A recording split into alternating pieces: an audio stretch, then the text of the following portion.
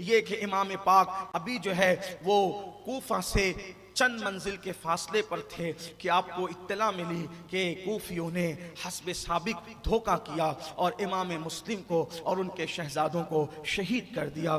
آپ نے انا للہ و انا الیہ راجعون پڑھی اور اس کے بعد آپ کے احباب نے آپ کو قسم دی، امام حالات اچھے تھے، ہم جا رہے تھے کوفہ، حالات خراب ہو گئے، اس لیے اب ہم کوفہ نہیں جائیں گے، اب ہمیں واپس لوٹ جانا چاہیے۔ لیکن امام مسلم کے بچوں نے اور بھائیوں نے کہا ہمارا بھائی ہمارا باپ شہید ہوا ہے تو اب ہم اس کا بدلہ لیں گے کوفیوں سے۔ اور امام مسلم کی شہزادی ان کی بیٹی نے بھی یہ بات کہی۔ امام علی مقام علی جدہ علیہ السلام نے سفر کو جاری رکھا حتیٰ کہ کوفہ 2 منزل کے فاصلے پر تھا کہ ساری علاقے کی ناکہ بندیاں کر دی گئی تھی۔ ابن زیاد بدنہاد بانی فساد اس پلید نے جو ہے وہ چاروں طرف سے ناکہ بندی کروا دی اور حر ابن یزید کو 1000 کا لشکر جرار دے کر کے حکم دیا کہ جاؤ، اور ہم نے سنا ہے کہ حسین کوفہ کی طرف آ رہے ہیں۔ امام حسین کو جو ہے میں امام کہہ رہا ہوں، اس ظالم نے امام نہیں کہا، وہ تو امام مانتا بھی نہیں تھا،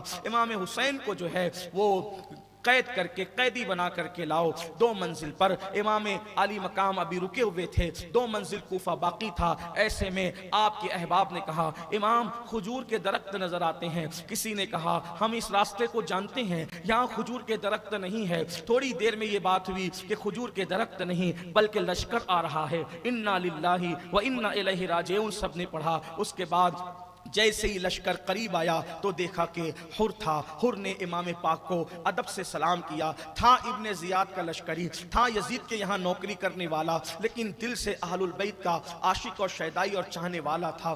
امام کو ادب سے سلام کیا۔ امام نے فرمایا حر کیا بات ہے؟ تو حر نے کہا کہ مجھے ابن زیاد نے بھیجا تاکہ میں آپ کو قیدی بنا کر کے جو ہے وہ اس کے پاس لے جا کر کے پیش کروں۔ دیکھیں حالات تھے، دل جو ہے اہل البیت کے ساتھ تھے لیکن تلواریں بنو امیہ کے ساتھ تھی۔ جیسے امام نے سنا، امام کو جلال آ گیا اور امام نے فرمایا تیری ماں تجھ پر روئے، کیا تو جو ہے وہ مجھے قیدی بنا کے لے جائے گا؟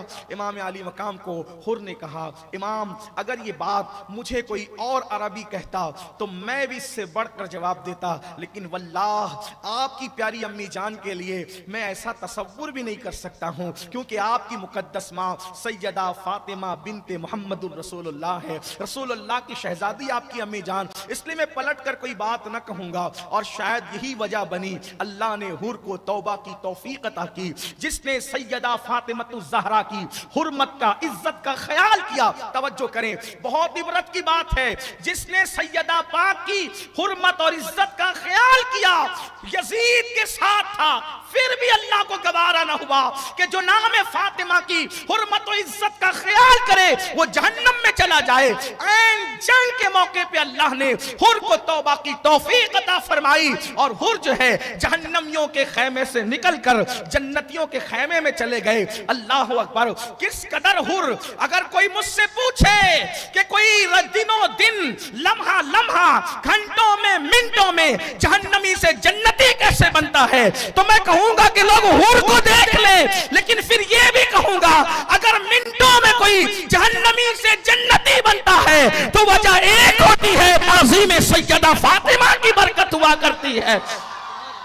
اس سے ان لوگوں کو عبرت حاصل کرنا چاہیے جو سیدہ فاطمہ الزہرا کی خطا کو جو ہے اللہ اکبر عقل کے ترازو میں تول رہے ہیں اور سیدہ پاک کو خطا پر کہہ کر کے اپنی آخرت کو تباہ و برباد کر رہے ہیں۔ واللہ ہم سنیوں کے عقیدے میں تو یہ ہے کہ رسول اللہ جس اونٹنی پر بیٹھ جاتے ہیں وہ اونٹنی بھی کہاں جانا چاہیے کہاں نہیں جانا چاہیے اس کا شعور اس کو آ جاتا ہے۔ اونٹنی پر بیٹھ جائے تو اونٹنی کے قدم نہیں بہکتے، جس کو پاتا تو منی کرا ہے اس کے قدم کیسے؟ سبحان اللہ سبحان اللہ سبحان اللہ سبحان اللہ سبحان اللہ سبحان اللہ سبحان اللہ۔ علم کے ترازو پر محبت اہل البیت کو نہ تولا جائے، ان سے ہار جانے والوں کو سید الطائفہ بنایا جاتا ہے، اور ان سے جیتنے کی کوشش کرنے والوں کی نسلیں بھی ختم کر دی جاتی ہے، قبروں کے نشان بھی مٹا دیے جاتے ہیں۔ اس لیے ہوش کا ان کے نخون لینا چاہیے، اور یہ کوئی جو ہے مناظرانہ مباحثانہ گفتگو نہیں، یہ صرف کسی کے تڑپتے ہوئے دل کی ناصحانہ صدائیں ہیں۔ اللہ کرے لوگ جب بھی نام سیدہ لے تو ادب سے لے، احترام سے لے۔ میرے امام اہل سنت رضی اللہ تبارک و تعالیٰ عنہ نے، میں اس پہ بار بار عرض کر چکا لیکن بات آئی تو عرض کروں، امام اہل سنت نے اپنے کلام میں جب سیدہ پاک کا ذکر کیا تو اتنے ادب سے کیا کہ نام فاطمہ بھی قلم پر آنے نہ دیا، جہاں جہاں ذکر کیا القاب کے ساتھ کیا، آداب کے ساتھ کیا۔ دیکھیے ایک مقام پر کہتے ہیں مولا گلبن رحمت زہرا سبتین اس کی کلیاں پھول، یہاں بھی نام لینے کی بجائے زہرا کہا۔ پھر اللہ اکبر کیا بات رضا اس چمنستان کرم کی، پھر زہرا ہے کلی جس میں حسین اور حسن پھول۔ اس کے بعد تقریباً 3 شعر لکھے اپنے سلام کے اندر، سیدہ طاہرہ، سیدہ ظاہرہ، طیبہ طاہرہ، جان احمد کی راحت پہ لاکھوں سلام، جس کا آنچل نہ دیکھا ماں مہر نے اس ردائے نزاہت پہ لاکھوں سلام۔ اللہ اکبر، آپ اندازہ فرمائیں، آپ اندازہ کریں کہ پھر اس کے بعد مزید آپ دیکھتے چلے جائیں۔ حالانکہ آج میرا عنوان یہ نہیں، لیکن بات نکل آئی تو اتنی نصیحت ضرور کرتا ہوں خیر خواہ ہونے کی حیثیت سے، آل البیت کا ذکر اپنی اوقات سامنے رکھ کر کے کرو، زبان اس قابل نہیں ہے کہ ان کا نام بھی زبان پر آئے، اس لیے ہمیں کیا کہ ہم ان کی خطاؤں کو گنوائیں۔ یاد رکھیں اللہ رب العزت لوگوں کو ہدایت نصیب فرمائے۔ عرض یہ کر رہا تھا، حور ابن یزید نے کہا کہ امام آپ کی امی جان، پاک امی جان کے بارے میں ایسی بات نہیں کہوں گا۔ امام نے دوسری بات کہی، اچھا بات چھوڑ یہ بتا کہ یہ تیرے گھوڑے اور لشکر کیوں ہانپتا ہے؟ عرض کیا حضور اس نے مجھے کہا تھا کہ جلدی جانا، جلدی گرفتار کر کے لانا، تو میں کہیں پر نہیں رکا، میں نے کسی منزل پہ پڑاؤ نہیں کیا، نہ کھانے کے لیے نہ پینے کے لیے، اس لیے میرے گھوڑے ہانپ رہے ہیں، سپاہ ہانپ رہی ہے۔ امام نے فرمایا دوسری باتیں بعد میں کریں گے، جا پہلے تیرے گھوڑوں کو اور تیرے لشکر کو پانی پلا۔ جو قیدی بنانے آیا ہے، ساقی کوثر کے نواسے کے اخلاق دیکھو، ساقی کوثر کے نواسے کے اخلاق دیکھو۔ جو قید کرنے آیا ہے اس کے گھوڑوں کو اور جانوروں کو اور اس کی سپاہ کو پانی پلایا جاتا ہے۔ پانی پینے کے بعد امام نے فرمایا میں تیرے ساتھ نہیں چلوں گا، اور اگر اس کے لیے تلوار نکالنی پڑے تو تلواریں نکلے گی، لیکن میں تیرے ساتھ نہیں چلوں گا۔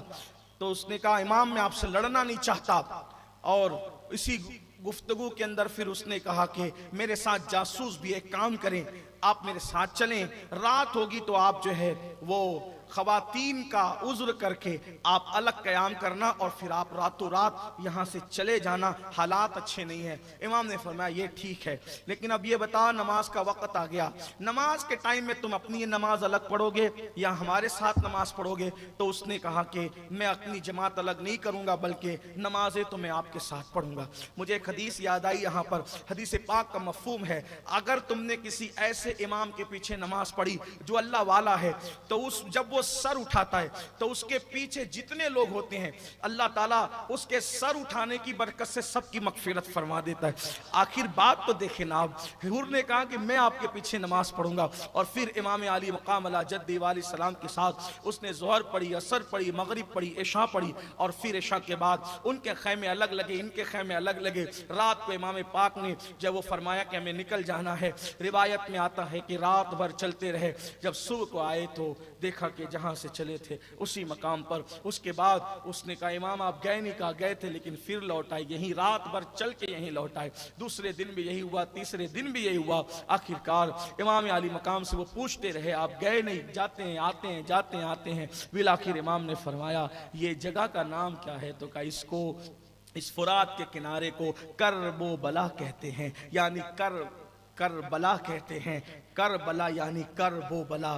تو امام نے فرمایا ہم اپنی منزل پر پہنچ گئے۔ وہ ماہ محرم کی دوسری تاریخ تھی، 61 ہجری کی، محرم شریف کی دوسری تاریخ تھی۔ امام علی مقام کربلا میں پہنچے۔ ہمارے بزرگوں نے بیان فرمایا امام نے جس وقت کربلا میں جب پہنچ گئے تو آپ نے فرمایا بیٹے علی اکبر بھائی عباس یہ جگہ کس کی ہے معلوم کر لو اور اس کی قیمت ادا کر دو. اور پھر اس کے بعد امام علی مقام علی جدی علیہ السلام نے اس کی قیمت ادا کرنے کی بات کی تو پوچھا گیا امام ہم کتنی منزل رکے, مدینہ منورہ سے لے کر کربلا تک کتنی منزلوں پر ہم نے قیام کیا, لیکن آپ نے کسی کی قیمت ادا نہیں کی. آخر اس زمین کی کیا خصوصیت ہے کہ آپ یہاں قیمت ادا کر رہے ہیں؟ تو فرمایا بیٹا جہاں قبریں بنتی ہے دوسروں کی زمین پہ قبریں نہیں بنتی, بلکہ قبریں تو اپنی زمینوں پہ بنا کرتی ہے, اس لیے اس کی قیمت ادا کر رہے ہیں کیونکہ یہاں ہماری قبریں بنے گی. یہاں تک بھی بیان کیا گیا ہے, ہماری جماعت کے مستند اور معتبر علماء نے بیان کیا. اب جیسے ہی خیمے کے لیے میخیں ٹھوکنے کی بات آئی تو جہاں میخیں ٹھوکی جاتی وہاں سے تازہ خون نکل آتا. کربلا کی مٹی سرخ تھی. سیدہ زینب نے عرض کیا بھیا یہاں سے تو کرب کی اور غم کی بو آتی ہے, یہاں کی مٹی میں خون ہے, یہاں کی مٹی میں سرخی ہے. تو آپ نے بہن سے فرمایا اے سیدہ فاطمہ کی بیٹی, اے علی کی بیٹی, حوصلے سے کام لو, یہاں حسین کا امتحان مکمل ہونے والا ہے. دوسری محرم کو قافلہ جب کربلا میں پہنچا, عمر بن سعد کو ابن زیاد نے طلب کیا اور کہا کہ تمہیں 4000 کا لشکر لے کر حسین سے جنگ کے لیے جانا ہے. اس نے کہا کیا میں ابن رسول سے جنگ کروں گا, کیا میں رسول اللہ کے بیٹے سے جنگ کروں گا؟ اس نے کہا میں جنگ نہیں کر سکتا. تو ابن زیاد نے کہا ٹھیک ہے, تجھے رے کی حکومت جس کا نام موجودہ تہران ہے اور یہ ایران کا دارالسلطنت کہلاتا ہے, تو اس کا پرانا نام رے تھا, تو کہا کہ رے کی حکومت پھر تجھے نہیں ملے گی, میں تجھے معزول کر دوں گا. اس ظالم نے رے کی حکومت کے چکر میں جو ہے امام حسین رضی اللہ تبارک و تعالیٰ سے جنگ کرنے کو جو ہے وہ ٹھانی, اور اس کے بعد 4000 کا لشکر لے کر کے وہ میدان کربلا پہنچا. میدان کربلا میں آیا, اس نے امام حسین سے بہت ساری باتیں کی, گفتگو کی. امام نے فرمایا دیکھو میں خود سے نہیں آیا, مجھے 150 خطوط لکھے گئے تھے اور وہ خطوط جب میرے پاس آئے اور مجھے واسطے دیے گئے تب میں آیا. اگر میرا آنا تمہیں نامنظور ہے تو میں واپس چلا جاتا ہوں. امام نے فرمایا 3 باتیں فرمائی کہ میں جہاں سے آیا ہوں میں وہی واپس چلا جاؤں, یا پھر میں جو ہے کسی اور ایسے علاقے میں چلا جاؤں جہاں پر جو ہے میرا پہنچنا تمہیں ناگوار نہ ہو, یا پھر مجھے یزید کے پاس جانے دو, میں خود اس سے جا کر کے گفتگو کروں گا. گفتگو کی بات ہوئی تھی, بیعت کی بات تو امام حسین نے کبھی کی نہیں, اس لیے کہ بیعت کی بات تو امام علی مقام پہ الزام ہے. یہ صرف جو ہے وہ ناصبیوں کا اور خارجیوں کا اور جو ہے وہ امویوں کا ایک زبردستی کا ڈھکوسلا ہے, یہ گندی چیز ہے جو ان پر جو ہے وہ ڈالی جاتی ہے. امام نے کبھی بیعت کی, حسین جھکنے والی شخصیت کا نام ہے ہی نہیں, اور جس میں حسینیت ہے خدا نے ان میں بھی باطل کے آگے جھکنے کا کوئی معاملہ رکھا ہی نہیں ہے. حسینیت ہے باطل کے سامنے ڈٹنے کا. بالآخر وہ تینوں باتیں عمر سعد نے جو ہے وہ لکھا اور لکھ کر کے ابن زیاد کے پاس بھیجا. ابن زیاد نے اس کو پڑھا اور پڑھنے کے بعد اس کو ایسا لگا کہ معاملہ کچھ جو ہے وہ ٹھیک سا معلوم ہوتا ہے, اور ابن زیاد بھی اس پر کچھ سوچ رہا تھا. تو وہاں پر شمر ابن ذل جوشن بیٹھا ہوا تھا. یہ جو ہے وہ کوڑی تھا, چتکبرا کتا حدیث میں اس کو کہا. اللہ کے رسول علیہ السلام نے اس کو چتکبرا کتا فرمایا. آگے ابھی آپ سنیں گے تو پتا چلے گا. یہ سارے اپنے وقت کے گنڈے تھے, گندے لوگ. ان کے نسب کے کوئی ٹھکانے نہیں تھے, ان کے حسب کے کوئی ٹھکانے نہیں تھے, لٹیرے گندی قسم کے لوگ تھے. آپ ایک ایک کی تحقیق کریں تو آپ کو پتا چلے گا کوئی شریف لوگ نہیں تھے. یہ جو امام علی مقام کے ساتھ جنگ کرنے کے لیے کربلا میں آئے تھے, سوائے چند ایک کے, وہ بھی ان کے باپ شریف تھے, لیکن وہ شریف نہیں تھے. جیسے عمر سعد آیا تھا, اس کے والد سعد ابن ابی وقاص تھے. یہ ہمارے آقا, ہمارے امام, ہمارے ماوا ملجا ہیں, عشرہ مبشرہ میں سے ہیں. اور عمر کی وجہ سے حضرت سعد ابن ابی وقاص کے بارے میں ہم ایک ذرہ برابر بھی دل میں کوئی گمان نہیں لا سکتے. کیوں؟ اس لیے کہ ہمارے یہاں نسبتوں کا خیال ہے. ہم اپنی طبیعت سے, اپنی تحقیق سے, اپنی مرضی سے, اپنی عقل سے, اپنے شعور سے, اپنے خیرت سے کسی کو مانتے ہی نہیں. ہمارے یہاں معیار ہے, ماننے کا ایک ہی معیار ہے, وہ محمد الرسول اللہ ہے. حضور نے جس کو جو مقام دے دیا ہے ہم اس کو اسی مقام پر مانتے ہیں. بلکہ ہمارے مرشد حضرت مجدد الفسانی تو یہاں تک کہتے ہیں اے اللہ میں تیری عبادت اس لیے کرتا ہوں کہ تو میرے محمد کا رب ہے. ہمارے یہاں معیار ماننے کا یہ ہے, ہمارے یہاں ماننے کا وہ رب محمد است, وہ میرے محمد کا خدا ہے, اس لیے میں اس کی عبادت کرتا چاہتا ہوں. اسی لیے تو میرے امام اللہ کی حمد بھی کرتے ہیں تو مصطفیٰ جان رحمت کے وسیلے سے یوں کرتے ہیں وہی رب ہے, وہی رب ہے, وہی رب ہے, اس کے سوا کوئی رب نہیں ہے. کون رب ہے؟ وہی رب ہے, وہی رب ہے. کون وہی رب ہے؟ جو خود بنتے ہیں وہ رب نہیں ہے, جنہیں لوگ بناتے ہیں وہ رب نہیں ہے, جن کے دعوے ارگم درگم وہ رب نہیں ہے. کون رب؟ وہی رب ہے جس نے تجھ کو کرم بنایا, بھیک مانگنے کو تیرا آسان بتایا. تجھے حمد ہے خدایا, تجھے حمد ہے. رب وہی ہے جس نے محمد الرسول اللہ جیسی ہستی کو پیدا کیا. جب پیدا ہونے والا ایسا ہے تو پیدا کرنے والا کیسا ہو؟ وہی رب ہے جس نے تجھ کو ہمتن کرم بنایا, ہمیں بھیک مانگنے کو تیرا آستہ بتایا. تجھے حمد ہے خدایا, تجھے حمد. کیسے بنایا؟ تو آگے بات آ رہی ہے. وہ کنواری پاک مریم, وہ نہ وقت فیہ کا دم ہے عجب نشان اعظم, مگر آمنہ کا جایا. یہی بولے سبرا والے, چمنے جہاں کے تھالے سبھی میں نے چھان ڈالے, تیرے پائے کا نہ پایا. تجھے یک نے یک بنایا, سبحان اللہ, سبحان اللہ. حمد ہے خدایا, تجھے حمد ہے خدایا. اللہ اکبر. تو یاد رکھنا, ہم کسی بھی ایسی ہستی کو جس کو رسول اللہ نے مرتبے دیے, ان کی اولادیں کتنی بگڑ جائیں, اولاد بگڑنے سے کیا ہوتا ہے؟ جیسے کنان کے بگڑنے سے حضرت نوح کی عظمت پہ کوئی حرف نہیں آتا, جیسے قابیل کے بگڑنے سے حضرت آدم کی عظمت پہ کوئی حرف نہیں آتا, ویسے عمر سعد کے بگڑنے سے سعد ابن ابی وقاص پہ کیا حرف آئے گا؟ تو اگر کوئی ایسی ہستیاں ہیں تو ہم ان کے لیے ذرہ برابر بھی دل میں کوئی, کیونکہ ہمارے نبی نے جس کو مرتبہ, ہاں البتہ جس کو پروپیگنڈوں نے مرتبے دیے ہیں پھر ہم اس کے سزاوار نہیں ہیں, کیونکہ ہم حضور علیہ السلام کی شریعت کے پابند ہیں. اگر کوئی کسی کو ہم پہ تھوپنا چاہتا ہے تو ہم اس کو نہیں مانیں گے. ہمارے لیے معیار ہے محمد الرسول اللہ, مرکز محمد الرسول اللہ, محور محمد الرسول اللہ. تو کربلا کی داستان میں جن جن اولادوں کو آپ بگڑا ہوا دیکھیں ان کے والد کے لیے کچھ نہ کہیں. اسی طرح یزید کے بگڑنے سے حضرت امیر معاویہ کو الزام دیا جاتا ہے, اس کا بھی ہم اہل سنت خیال کرتے ہیں نسبت رسول کے حوالے سے. حضور کی نسبت کا خیال کرو, حضور کی نسبت کا خیال کرو. یہ نہیں, کچھ لوگ کا دماغ یہ بن گیا ہے کہ اگر میں کسی کو گالی دوں گا تو میں اہل بیت کا بہت بڑا دنیا کے اندر جو وہ محبت کرنے والا کہلاؤں گا. اور وہ سوچتے ہیں کہ ہم سے بڑا کوئی محب اہل بیت ہے ہی نہیں. اور جب تک کہ ہم 4-6 لوگوں کو گالیاں نہ دے دے, یاد رکھنا تبرعی بننا یہ مروانیوں کا کام تھا. علی والوں نے کسی پہ کبھی تبرع کیا ہی نہیں ہے. علی والے تبرع نہیں کرتے. علی والوں, ایک بات بتاؤں, تبرع وہ لوگ کرتے ہیں جن کے پاس وقت ہوتا ہے. ہمارے پاس تو ہستیاں ایسی ہے کہ پیار کرتے کرتے زندگی ختم ہو جاتی ہے, ہمیں تو توجہ دینے کی ضرورت نہیں ہے. ہمیں حسین کے حسن نے فرصت نہیں دیا, ہم دشمنوں کی طرف دیکھے کب. اور واللہ جب کوئی مجھ سے کہتا ہے نا کہ اس کو قیامت میں پکڑیں گے تو مجھے ہنسی آتی ہے. میں نے کہا جس کے لیے ایسے ایسے یار ہوں گے اس کو قیامت میں فرصت کہاں ملے گی؟ کبھی جلوہ نانا حسین ہوگا, کبھی جلوہ بابا حسین ہوگا, کبھی جلوہ برادر حسین ہوگا, کبھی جلوہ اصل حسین ہوگا, کبھی جلوہ نسل حسین ہوگا. اس میں ایسے گم ہوں گے کہ ہمیں محشر کا بھی خیال نہیں ہوگا. کیوں؟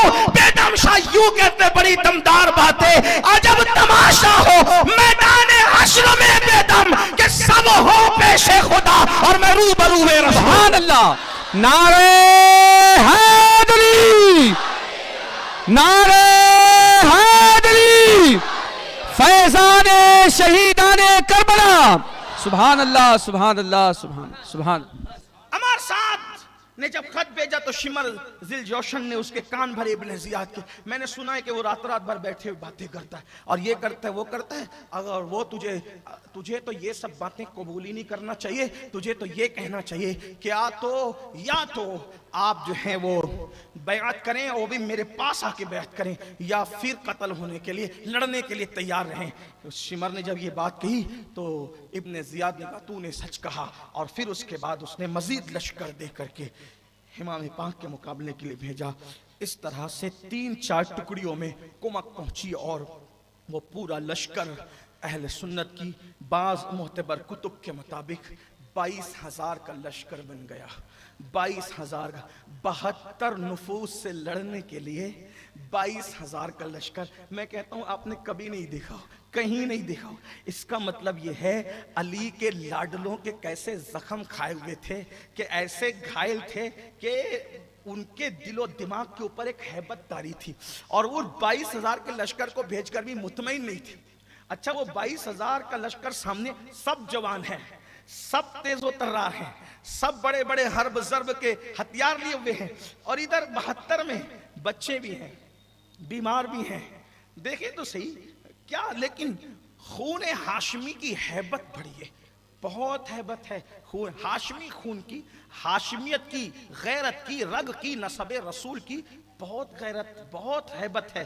तो 22,000 का लश्कर भेजा, और ये भी साथ में खत दे के भेजा कि हुसैन से लड़ो या तो तुम माजूल हो जाओ, शिमर सब कर लेगा। और शिमर जब खत लेकर के आया, इब्ने साद ने कहा कि तूने ही बहकाया होगा, बदबख्त तूने बहकाया होगा। उसने कहा कि इब्ने जियाद का हुक्म ये है कि अगर ऐसे जंग होगी तो जीत नहीं पाएंगे, इन पे पानी बंद कर दो। बिलाखिर जैसे ही शिमर लश्कर लेकर के पहुंचा, तो वो मुहर्रम शरीफ की 7 तारीख थी, और उसकी सुबह ही से इमाम अली मकाम के काफिले पर पानी बंद कर दिया गया, और फुरात से पानी लेने की इजाज़त नहीं दी गई। बिलाखिर इमाम के लश्कर में जो छोटी बच्चियां थी, शहजादियां थी, छोटा तो कोई नहीं था, नन्ही बच्चियां थी, नन्हे शहजादे थे, उन सब पर पानी बंद हो गया। इमाम अली मकाम ने जब पहली मर्तबा शिमर को देखा तो लोगों से पूछा ये कौन है। तो कुछ कूफा के लोग भी इमाम के साथ आ गए थे, तो उन्होंने कहा इमाम ये शिमर है। तो कहा अल्लाह और उसके रसूल ने सच फरमाया, अल्लाह उसके रसूल ने सच फरमाया। कहा इमाम क्या हुआ? तो फरमाते हैं मेरे नाना ने मुझसे कहा था कि मेरे खून में एक चितकबरा बरसी कुत्ता, एक कोड़ी कुत्ता मेरे खून में मुंह डाल रहा है। ये मेरे नाना के ख्वाब की ताबीर है। इस तरह से शिमर की तरफ आपने इशारा करके फरमाया।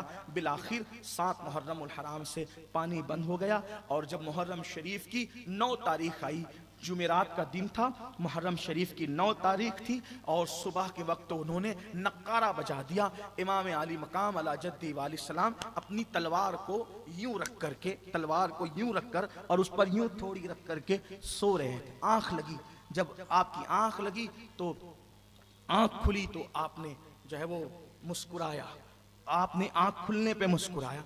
तो सैयदा ज़ैनब ने पूछा भैया इस मुसीबत में मुस्कुरा रहे हैं? तो आपने फरमाया कि मैंने नाना जान को ख्वाब में देखा, और अर्ज़ की हुजूर देखते हैं आपकी उम्मत मुझे कैसे सता रही है।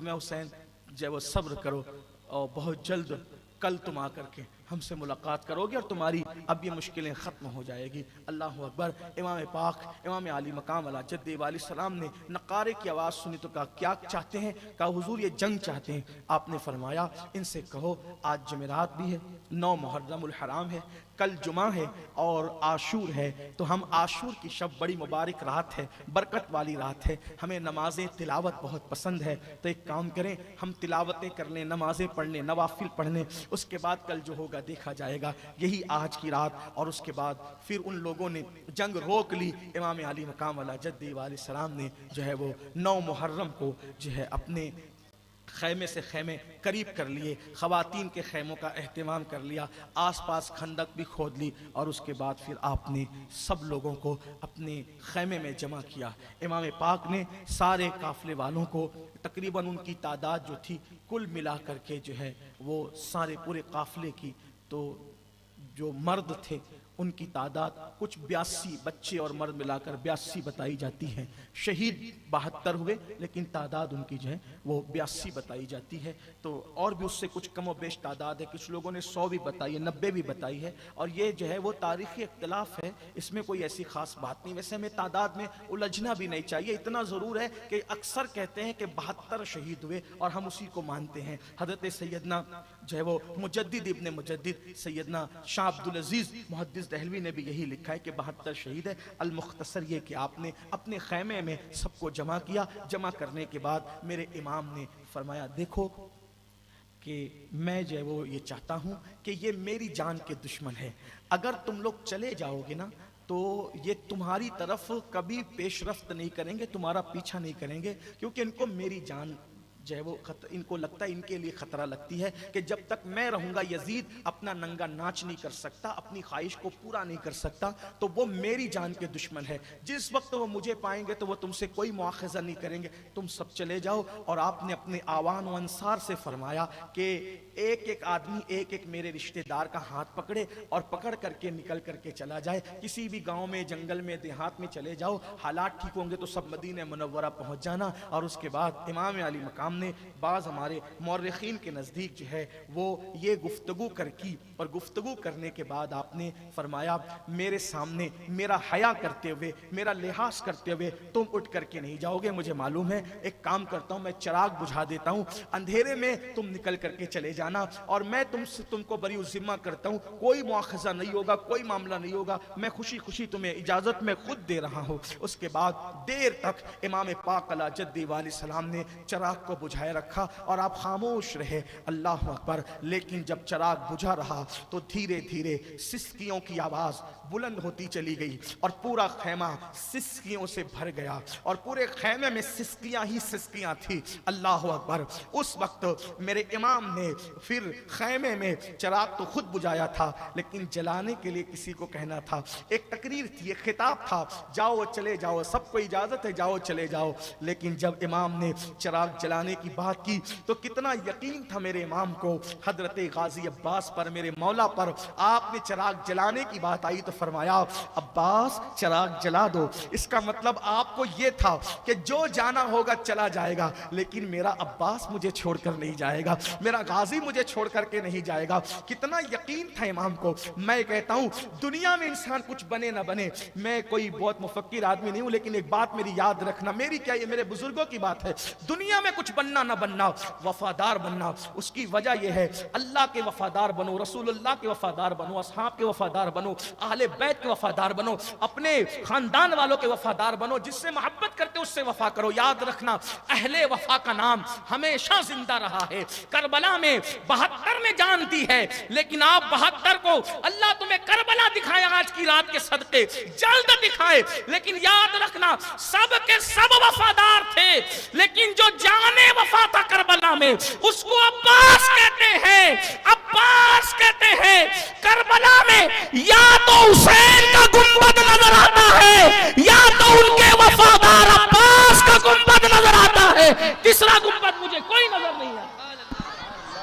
وفا یہ چیز ہے، یا تو کسی سے پیار نہ کرو، جس سے پیار کرو اس سے وفاداری کرو، یا تو کسی سے رشتے نہ جوڑو، جس سے رشتہ جوڑو اس سے وفا کرو۔ وفا کی بڑی اہمیت ہے، لیکن آج مسلمان تو اللہ رسول کا بھی وفادار نہ رہا۔ 250 روپے کی چپل بیچنے کے لیے وہ اللہ کی جھوٹی قسم کھا لیتا ہے، قرض لینے کے لیے وہ اللہ پاک کی جھوٹی قسم کھا لیتا ہے، بیٹیوں کا رشتہ کرنے کے لیے اللہ کی جھوٹی قسم کھا لیتا ہے۔ سوچے تو صحیح کہ انسان کا معیار کتنا گھٹ گیا۔ بہرحال تو عرض یہ کر رہا تھا کہ امام نے فرمایا عباس اب جلدی جلدی چلتے ہیں، عباس چراغ روشن کر دو۔ چراغ جلا تو دیکھا کہ کوئی نہیں گیا، سب رو رہے تھے۔ اور اس کے بعد مسلم ابن اوسجا نے کہا کہ امام اس زندگی پہ لعنت ہے جو آپ کو کہ بعد ہو آپ کو چھوڑ کے جائیں گے۔ حضرت حبیب جو بچپنے کے امام حسین کے ساتھی تھے، ان کا بھی مزار کربلا میں الگ موجود ہے۔ حضرت حبیب نے فرمایا امام بچپنے سے ساتھ نبھاتا آ رہا ہوں اور بوقت شہادت چلا جاؤں، سیدہ کو منہ کیا دکھاؤں گا، آپ کے نانا کو منہ کیا، واللہ جب تک کہ ہمارے وجود میں خون کا قطرہ موجود ہے حسین ہم تم پر تمہارے بچوں پہ آنچ نہیں آنے دیں گے۔ آپ کیا کہتے ہیں چلے جائیں، ہم نہ جائیں گے۔ اور پھر ایک بات تخجل کی بات ہے، تصور کی بات ہے، عقیدت کی بات ہے۔ ارے نادان انسانوں ذرا سوچو تو صحیح، کوئی جنت چھوڑ کر بھی جنت سے جاتا ہے؟ نوجوانان جنت کا سردار بیٹھا ہوا ہے، لوگ تو ڈھونڈتے جنت کو، ڈھونڈنے نکلتے لیکن اس میں ٹھوکریں کھاتے۔ یہاں تو جنتی جوانوں کا سردار ہے، زینت جنت بیٹھا ہوا ہے، آبروئے جنت بیٹھا ہوا ہے۔ جنت جس کو طلب کرتی ہے، مطلوب جنت بیٹھا ہے، مقصود جنت بیٹھا ہے، اور ان کو چھوڑ کر کے چلے جائیں، اللہ اکبر۔ بہرحال امام سے جب سب نے وعدے کیے اور بات کی، امام نے فرمایا اللہ تم سب کو جزائے خیر دے، اور پھر آپ نے فرمایا جاؤ آخری رات ہے زندگی کی، تلاوت کر لو، عبادت کر لو، سجود نیاز لٹا لو، درود پڑھ لو۔ اور اس کے بعد سب اپنے اپنے خیموں میں چلے گئے، عبادتیں ہوتی رہی۔ امام پاک ادھر جو ہے سیدہ زینب کے پاس آئے، فرمایا بہن کل کا دن جو ہے جنگ کا دن ہوگا اور سر کٹیں گے، شہادتیں ہوگی، تمہیں بہت بڑی ذمہ داری نبھانا ہے، تم نے ماتم نہیں کرنا، सर के बाल ना नोचना, ना नोचने देना, चेहरे पे तमाचे नहीं लगाना, जो बातें करनी थी हमारी किताबों में लिखी हुई है फरमाई। और उसके बाद बिलाखिर जब सुबह हुई, आज की सुबह, हर पूरे सफ़र में सुबह होती थी कोई ना कोई अजान देता था, लेकिन आज अजान के लिए इंतखाब किया गया है। क्या इंतखाब है, हाय हाय हाय, क्या इंतखाब है। उसकी आवाज़ का इंतखाब जिसकी आवाज़ मुस्तफ़ा जान रहमत की आवाज़ की तस्वीर लिए हुए थी, आवाज़ की तनवीर लिए हुए थी, यानी जिसका चेहरा तस्वीर मुस्तफ़ा था, तनवीर मुस्तफ़ा था, जिसका कद्द ज़ेबा मुस्तफ़ा जान रहमत के कद्द ज़ेबा की तस्वीर खींचता था, जिसकी अदाएँ मुस्तफ़ा जान रहमत की अदाए मासूमाना की दिल रुबाई की अक्कासी करती थी, उसी अली अकबर को खड़ा किया गया। अली अकबर, शहजादा अली अकबर, मेरे इमाम, मेरे मुर्शिद ने अजान पढ़ी। करबला का चप्पा चप्पा अली अकबर की अजान से गूंज गया होगा। हाय हाय, मौला हुसैन को अपने बाबा से प्यार कितना था। अल्लाह ने 3 बेटे दिए, तीनों का नाम अली रखा। एक को अली अकबर कहा, एक को अली औसत कहा, एक को अब्दुल्ला अली असगर कहा। तीनों बेटों का नाम अली रखा। अंदाजा तो फरमाए, कोई बाप से प्यार करना सीखे तो मौला हुसैन से सीखे, कोई बाप से प्यार करना सीखे तो करबला के ताजदार से सीखे। अल्लाह अकबर। इसका मतलब यह, जो बाप से प्यार नहीं कर सकता वो सच्चा हुसैनी नहीं हो सकता। अल्लाह अल्लाह। इमाम ने अली अकबर से, शहजादा अली अकबर से फरमाया कि जो है वो अजान पढ़े। शहजादा, मेरे शहजादा, मेरा आका मौला अली अकबर ने अजान पढ़ी। तसव्वुर में अब आ जाए, तखज्जुल में आ जाए। अल्लाह अकबर। इमाम अली अकबर ने जब अजान पढ़ी होगी, करबला का चप्पा चप्पा उस खूबसूरत आवाज से गूंज गया होगा। उसके बाद इमाम अली मकाम ने नमाज पढ़ाई। उस नमाज के मुअज्जिन को देख लो और उस नमाज के इमाम को देख लो, कैसी तारीखी नमाज है। गोया के इमाम अपनी जिंदगी की आखिरी नमाज अदा कर रहे हैं। नातिक कुरान का बेटा है, तवज्जो करे, नातिक कुरान का बेटा है और सैयदाए कायनात, मखदूम कायनात, खातून जन्नत का शहजादा है और रसूलुल्लाह खातिमुन नबिय्यीन सल्लल्लाहु अलैहि वसल्लम के सिब्त हैं, नवासे हैं, बेटे हैं। और उसके बाद आप इमामत करते हैं। क्या लुत्फ आया होगा, क्या लज्जतें आई होगी सुजूद नियाज लुटाते हुए, क्या कैफ व सुरूर आया होगा, वो तो वही जाने। बिलाखिर नमाज इधर हुई और फिर 10वीं मुहर्रम का वो खून आशाम और वो खून उगलता हुआ सूरज जो है वो मशरिक से तुलू हुआ और इधर मशरिक से सूरज तुलू हुआ। उधर इमाम अली मकाम अला जद्दी वाले सलाम ने देखा, यजीदियों ने नक्कारा बजाया, उनकी फौज खड़ी थी। इमाम ने भी वो जो साथ में आवान व अंसार थे उनको तरतीब दिया और तरतीब देने के बाद एक झंडा था, वो झंडा मेरे गाजी, मेरे आका मौला अब्बास के हाथ में दिया। अल्लाह अकबर। और फिर उसके बाद सोचिए 22,000 का लश्कर है और इधर